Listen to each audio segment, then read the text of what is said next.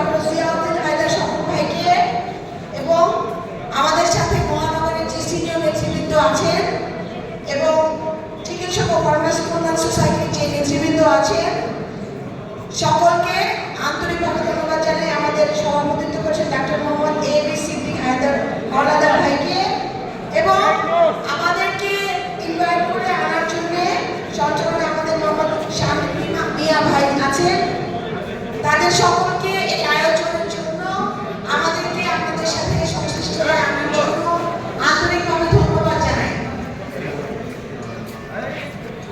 আপনারা যারা আমাদের চিকিৎসক ও ফার্মাসিস্ট যারা আছেন আমার সাথে ভাইরা, তারা অনেকটা অবদান আমাদের সমাজে রাখেন, জনগণের পাশে থেকে সাথে থেকে, এবং মানুষ কিন্তু আপনাদের দোল করায় যায় যখন তারা অসুস্থ হয়ে যায়, যখন তারা বিপদের সম্মুখীন হয়, যখন তারা অসুস্থতায় ভুগে, এবং আপনারাই কিন্তু তাদেরকে সেই সময়টাতে জীবন রক্ষার জন্য তাদের পাশে দাঁড়ান।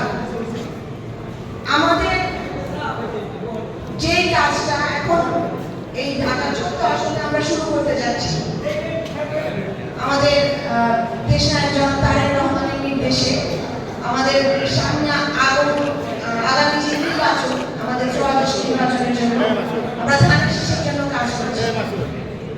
আমরা ধানের শীষের জন্য যে শুধুমাত্র বাংলাদেশ জাতীয়তাবাদী দলের এবং অংশগ্রহণ নেতৃত্ব কাজ করছি সেটাও না, আমাদের সাধারণ জনগণ যারা বিগত 3টা নির্বাচনে কিন্তু তারা ভোটাধিকার প্রয়োগ করতে পারেননি, আপনারা ভোট দিতে পারেননি।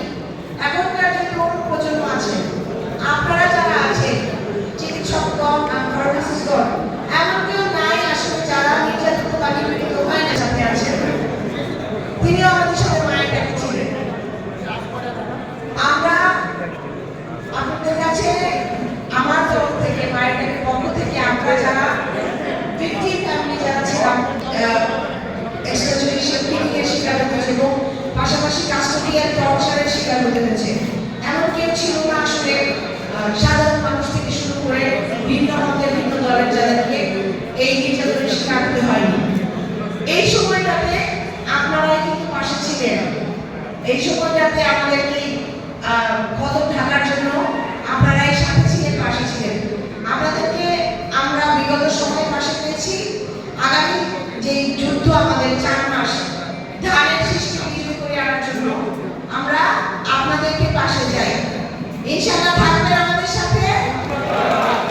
এবং আমরা আপনাদেরকে বলতে চাই, আমরা যদি বাংলাদেশ জাতীয়তাবাদী দলকে ধানের সৃষ্টি বিজয় করে গণতান্ত্রিক রাষ্ট্রে পরিণত করতে পারি, একটা গণতান্ত্রিক সরকার গঠন করতে পারি, আপনারা যেন রাষ্ট্রীয় স্বীকৃতিতে জনগণের পাশে থাকতে পারে, আমরা ইনশাআল্লাহ